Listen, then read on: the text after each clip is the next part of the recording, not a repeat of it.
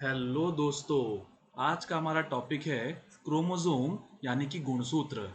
काफ़ी सारी competitive exams में क्रोमोसोम यानी गुणसूत्र पर सवाल किए जाते हैं और इसमें मैं आपको बताना चाहूँगा कि हम में से अधिकतर लोग सिर्फ एक ही चीज़ का रट्टा मार के जाते हैं कि मानव में 46 क्रोमोसोम होते हैं, यानी कि 23 क्रोमोसोम जोड़े 23 क्रोमोसोम पेयर्स होते हैं।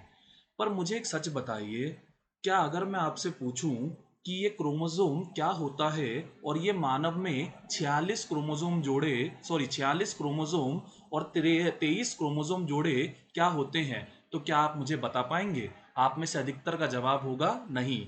इसीलिए स्वागत है आपका हमारे चैनल ज्ञान अध्ययन अकेडमी में। पढ़ आप बहुत लिए हैं, अब ज़रा समझ लेते हैं।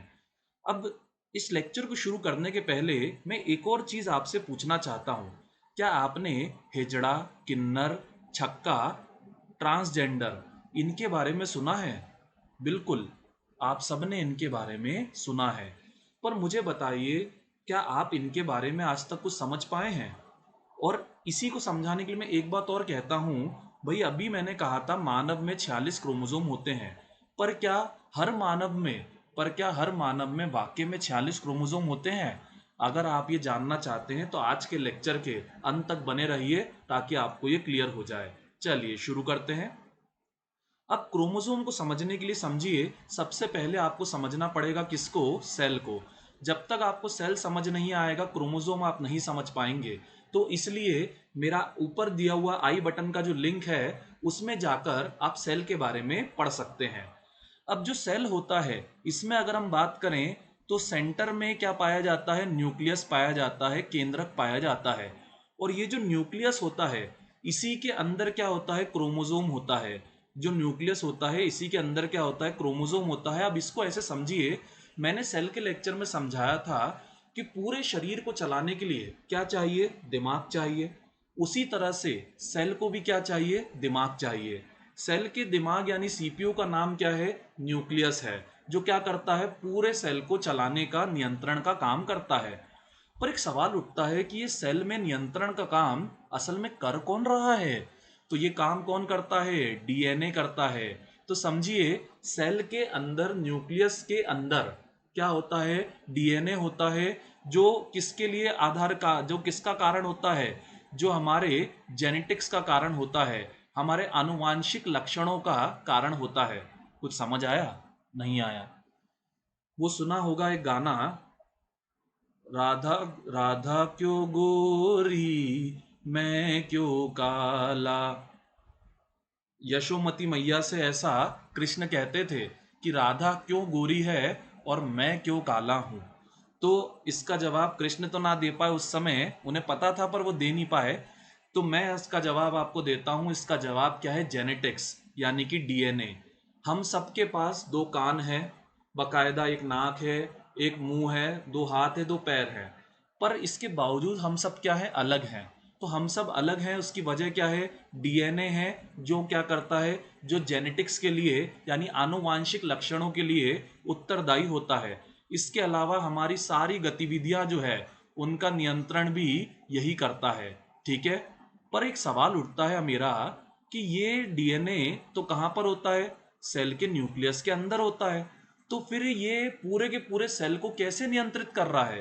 तो नियंत्रित करने के लिए समझिए, इसके अंदर से क्या निकलता है? इसके अंदर से निकलता है क्या? आरएनए।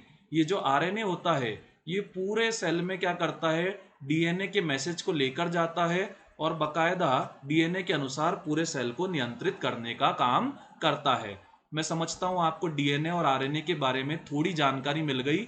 डिटेल जानकारी के लिए हमारा आने वाला लेक्चर, जो कि डीएनए और आरएनए पे ही रहेगा, वो जरूर देखिएगा। और उसके लिए हमारे चैनल को सब्सक्राइब, लाइक, शेयर कर दीजिएगा। तो डीएनए जो रहता है, वो क्या करता है? दिमाग की तरह काम करता है। और आरएनए क्या करता है? उसके मैसेजेस को बकायदा पूरे सेल में पहुंचाता है और साथ ही साथ प्रोटीन संश्लेषण, प्रोटीन सिंथेसिस का भी काम करता है। पर आप कहोगे, सर ये लेक्चर तो क्रोमोसोम का है, तो फिर आप डीएनए और आरएनए क्यों समझा रहे हो? मैं इसलिए समझा रहा हूं क्योंकि क्योंकि डीएनए और आरएनए, इससे मिलकर ही क्या बनता है? इससे मिलकर ही क्रोमोसोम बनता है। पर उस तक आने के लिए आपको थोड़ा और अभी समझना पड़ेगा डीएनए जो रहता है, यही डीएनए क्या होता है, एक चीज समझिए, ये डीएनए सेल न्यूक्लियस के अंदर कैसा होता है, धागे के रूप में होता है। ये डीएनए न्यूक्लियस के अंदर कैसा होता है, धागे के रूप में होता है। और इस धागे को क्या कहा जाता है, क्रोमेटिन जलिका यानी क्रोमेटिन नेटवर्क कहा जाता है। ये देखिए, ये बकायदा और अच्छे से आपको क्लियर हो जाएगा कि सेल के अंदर कैसा रहता है, क्रोमेटिन जाल के रूप में रहता है। ये इस वाले डायग्राम में देखिए, बकायदा क्रोमेटिन जाल के रूप में रहता है। अब और गहराई से जरा समझने के लिए अब हम क्रोमोसोम की तरफ बढ़ रहे हैं। अब जो डीएनए होता है, आपने क्या क्या समझ लिया अभी तक, फटाफट रिवाइज कर लो। आपने ये समझ लिया कि आपको सेल के लिए मेरा पुराना लेक्चर देखना होगा जिसमें सेल समझाया, फिर उसके बाद मैंने आपको न्यूक्लियस समझाया, फिर न्यूक्लियस के अंदर डीएनए होता है, डीएनए से शाखाएं निकलती हैं, वो शाखाओं में क्या निकलता है, आरएनए निकलता है, आरएनए पूरे सेल में जाता है, डीएनए को मिलाकर ही क्या बनता है, क्रोमेटिन का जाल बनता है। ये क्रोमेटिन का जाल पूरे न्यूक्लियस में फैला हुआ रहता है। डीएनए क्या करता है, जेनेटिक कैरेक्टरिस्टिक आनुवंशिक लक्षण को निर्धारित करता है। पर ध्यान दीजिएगा, ध्यान सुनिए, अब जो डीएनए होता है, जो डीएनए होता है उसका भी क्या होता है, एक छोटा सा हिस्सा होता है, क्या, जीन। डीएनए भी क्या होता है, कई सारे छोटे छोटे हिस्सों में बटा होता है जिन्हें हम क्या कहते हैं, जीन। और डीएनए में जो आपके आनुवंशिक लक्षण निर्धारित करेगा, यानी आप गोरे होगे कि काले होगे, आपकी आंखें ब्राउन होंगी कि लाल होंगी, आप जो है लंबे होंगे कि छोटे होंगे, ये सब जो है किसके कारण निर्धारित होता है, जीन के कारण। ये देखिए डायग्राम, पापा और मम्मी, पापा और मम्मी जब दोनों मिलते हैं तो उनसे क्या आता है, उनका बच्चा आता है। तो उनके बच्चे में क्या होते हैं, उन्हीं के जीन होते हैं। ये देखिए, मम्मी की आंखें बच्ची में आ गई, मम्मी के बाल बच्चे में आ गए, और पप्पा के कान और गाल बच्चे में आ गए। तो माता पिता के जो डीएनए रहते हैं वही क्या होते हैं, बच्चों में आते हैं। और जो बच्चों में आते हैं वो मेन तौर पे डीएनए नहीं आते हैं पूरे, वो डीएनए के हिस्से जीन आते हैं जिनसे माता पिता के लक्षण बच्चों के अंदर आ जाते हैं। तो क्रोमेटिन जाल जो है उसका क्या बना होता है, डीएनए बना होता है। अब आपने अभी तक क्या समझा, देखिए जरा, ये देखिए एक फटाफट, सेल, सेल के अंदर न्यूक्लियस, न्यूक्लियस के अंदर क्रोमोसोम, ये क्रोमोसोम की जगह अभी आपने समझा है क्रोमेटिन का जाल। क्रोमेटिन का जाल जो है उससे क्या बना, डीएनए, और डीएनए का भी छोटा हिस्सा क्या है, जीन। अब आपके दिमाग घूम रहा होगा कि सर आपने सब समझा डाला, सब समझ में आया, पर सर ये क्रोमोसोम कहाँ है। तो आइए अब क्रोमोसोम पे आते हैं। अब इसको समझने के लिए मेरी बात समझिएगा। भाई स्कूल में क्या होता है, टीचर कहते हैं एकदम से सावधान, जैसे टीचर सावधान कहते हैं आप कैसे हो जाते हो, एकदम सावधान। तो उसी तरह से सेल भी क्या होता है, सावधान। उसी तरह से सेल भी क्या होता है, सावधान। सेल सावधान कब होता है, समझेगा, सेल दो स्थितियों में सावधान होता है। पहला, जब आपको क्या लग जाए, चोट लग जाए। दूसरा, जब आप क्या करें, प्रजनन करें। जब आपको चोट लगती है तो समझिएगा, आपके जो घाव रहते हैं वो अपने आप क्या हो जाते हैं, भरा जाते हैं। उसी तरह से जब आप प्रजनन करते हैं, सेक्स करते हैं, तब बकायदा आपके ही शरीर के क्रोमोसोम से, आपके ही शरीर के डीएनए से क्या हो जाता है, एक नया बच्चा जन्म ले लेता है। तो ये दोनों चीजें जब होती हैं तो क्या होता है, हमारा सेल सावधान हो जाता है। अब आप पूछेंगे सर सेल सावधान होकर करता क्या है। तो सेल जो है सावधान करके होकर मेरे दोस्तों, वो बकायदा उसका जो क्रोमेटिन जाल है, वो बकायदा उसका जो क्रोमेटिन जाल है उसको किस में कन्वर्ट कर देता है, क्रोमोसोम में कन्वर्ट कर देता है। उसका जो पूरा क्रोमेटिन जाल रहता है वो क्रोमोसोम में कन्वर्ट हो जाता है। अब क्रोमेटिन जाल क्रोमोसोम में कन्वर्ट हो जाता है, ये देखिए, इधर अंदर पूरे के पूरे क्या बन जाएंगे, जो क्रोमेटिन का जाल था वो पूरे के पूरे क्या बन जाएंगे, क्रोमोसोम बन जाएंगे। ये देखिए, मैं डायग्राम में आपको दिखा देता हूं। ये देखिए, जो हमारा क्रोमेटिन का जाल था, ये यहाँ पर क्रोमेटिन का जो जाल था ये किस में बन जाएगा, ये क्रोमोसोम में तब्दील हो जाएगा। अब क्रोमोसोम क्या है भाई, क्रोमोसोम क्रोमेटिन के जाल से ही बना हुआ है, क्या है, टुकड़ा है।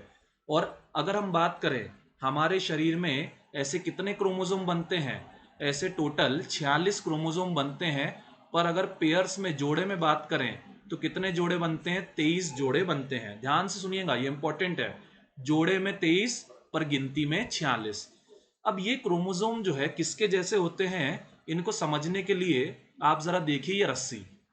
इस रस्सी में ध्यान से देखिए तो आपको दिखाई देगा कि एक रस्सी के अंदर ही क्या है, कॉइलिंग हुई है। एक रस्सी जो है वो क्या है, कई सारी रस्सियों से बनी है। और अगर उस टुकड़ों को भी अगर आप ध्यान से देखेंगे तो आपको पता पड़ेगा कि टुकड़ों के अंदर भी क्या है, कई सारी रस्सियां हैं। तो इसी तरह से हमारे शरीर में क्या होता है, जो जीन है जिनसे राधा गोरी और कृष्ण काले होते हैं, उनसे मिलकर डीएनए बनता है। डीएनए से मिलकर क्रोमोसोम बनता है। और जब सेल डिवीजन ना हो रहा हो, जब कोशिका विभाजन ना हो रहा हो, जब आपको चोट ना लगी हो, आप प्रजनन ना कर रहे हो, सेक्स ना कर रहे हो, उस स्थिति में जब कोशिका विभाजन नहीं हो रहा होता है, सेल डिवीजन नहीं हो रहा होता है, तब वो किसके रूप में रहता है? तब वो पूरे एक जाल के रूप में रहता है। ठीक है, और उसको कहते हैं क्रोमेटिन जाल। और ये क्या है, सेल डिवीजन वाला, ये सेल डिवीजन के समय बनने वाला क्रोमोसोम। तो कुल मिलाकर सेल में हमेशा क्रोमेटिन जाल पाया जाता है और सिर्फ सेल डिवीजन के समय वो क्रोमोसोम में तब्दील होता है, जिसका हमने रट्टा मारा, मानव में 46 गिनती में और जोड़े में 23। अब एक सवाल उठता है, जैसा कि मैंने लेक्चर के शुरू में कहा था, कि क्या हिजड़ों में, छक्कों में, इनमें भी क्या होता है? छक्का शब्द कहना वैसे गलत है, हिजड़ा शब्द या फिर किन्नर शब्द कहना सही है। तो हिजड़े और किन्नर जो रहते हैं, क्या इनमें भी 46 क्रोमोसोम होते हैं? तो समझिएगा, ऐसा नहीं है। जो हिजड़े और किन्नर होते हैं उनमें 46 क्रोमोसोम नहीं होते हैं। उनमें या तो 45 क्रोमोसोम होंगे या फिर 47 क्रोमोसोम होंगे। किताबों में ये क्लियर नहीं दिया रहता है तो बच्चे कंफ्यूज हो जाते हैं। तो मेरे दोस्तों ध्यान दीजिएगा, उनमें या तो 45 क्रोमोसोम होंगे या 47 क्रोमोसोम होंगे। ये देखिए, आखिरी वाला क्रोमोसोम अकेला है और इधर आखिरी वाला क्रोमोसोम जो है वो 1 2 3 है।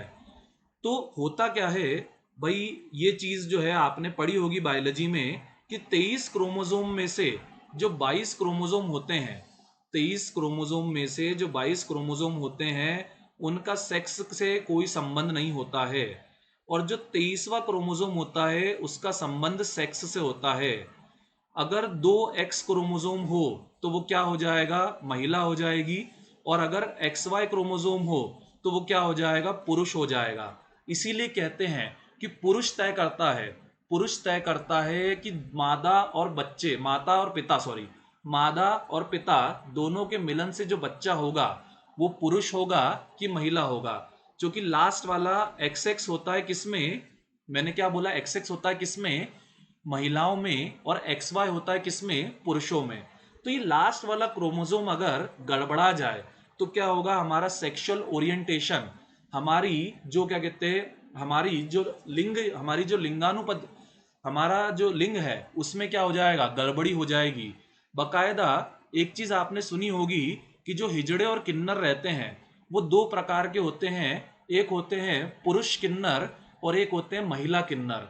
और इनके बारे में आपने सुना होगा कि जब तक आप इनके जननांग नहीं देख लेते, जब तक आप इनके रिप्रोडक्टिव ऑर्गन्स नहीं देख लेते, तब तक आप ये बता नहीं सकते कि ये पुरुष किन्नर है कि ये महिला किन्नर है। तो ऐसा इसलिए कहा जाता है कि जिनके अंदर 45 क्रोमोसोम होते हैं वो क्या होते हैं, महिला किन्नर होते हैं। 45 क्रोमोसोम वाले महिला किन्नर कैसे याद रखेंगे, बड़ा आसान है। देखिए, इधर क्या है, एक्स के साथ वाई नहीं है। अब एक्स के साथ वाई नहीं है, अभी हमने समझा था एक्स एक्स क्या होता है, महिला होता है। तो जब एक्स एक्स महिला होता है तो सीधी बात है ये वाला क्या होगा, महिला होगा। हमने अभी समझा एक्स वाई क्या होता है, पुरुष होता है। इधर देखिए 47 क्रोमोसोम में एक एक्स भी है एक वाई भी है, बस एक एक्स क्या है यहाँ पर, एक्स्ट्रा है। तो एक्स और वाई दोनों है, एक्स और वाई दोनों है, इसलिए क्या होगा, ये महिला किन्नर नहीं होगा। इसलिए क्या होगा, ये निश्चित तौर पे पुरुष किन्नर ही होगा। तो इसी तरह से हम महिला और पुरुष किन्नर कह सकते हैं। अब आप लोगों का अभी भी एक सवाल होगा, सर ये महिला किन्नर और पुरुष किन्नर होता क्या है? तो समझिएगा, महिला किन्नर और पुरुष किन्नर सटीक तौर पे तो हम नहीं समझ सकते, पर इतना समझ सकते हैं जिनके अंदर रिप्रोडक्टिव ऑर्गन जननांग जो है वो महिलाओं जैसे होंगे वो महिला किन्नर कहलाएगी, और जिनके अंदर रिप्रोडक्टिव ऑर्गन पुरुषों जैसे होंगे वो पुरुष किन्नर कहलाएंगी। और इन्हें किन्नर इसलिए कहा जाता है क्योंकि ये दोनों अंग क्या होंगे, ये दोनों अंग क्या होंगे, अविकसित होंगे। ये दोनों अंग क्या होंगे, अविकसित होंगे, मतलब कि ये रिप्रोडक्शन प्रजनन नहीं कर पाएंगे, मतलब कि ये नए बच्चे को जन्म नहीं दे पाएंगे। ठीक है, सेक्स करने में ये पूरी तरह से सक्षम नहीं होंगे। महिलाएं बांझ कहलाएंगी और पुरुष जो है वो नपुंसक रहेंगे। अब मैं समझता हूँ आपको ये पूरा लेक्चर जो है क्लियर हो गया हो। तो अगर आपको ये लेक्चर अच्छा लगा तो लाइक करें, शेयर करें और सब्सक्राइब करें। और इसके अलावा जो भी आपके सुझाव हों वो सारे सुझाव जो हो आप मुझे कमेंट सेक्शन में दे सकते हैं। आपके जो भी सुझाव रहेंगे उनके अनुसार मैं आने वाले लेक्चर्स में और इम्प्रूवमेंट लाऊंगा। और इसके अलावा अगर आप मेरे पूरे नोट्स डाउनलोड करना चाहते हैं तो मेरे कंप्लीट नोट्स के लिए भी डिस्क्रिप्शन सेक्शन में, नीचे दिए गए डिस्क्रिप्शन में मेरे टेलीग्राम चैनल का नाम दिया गया है।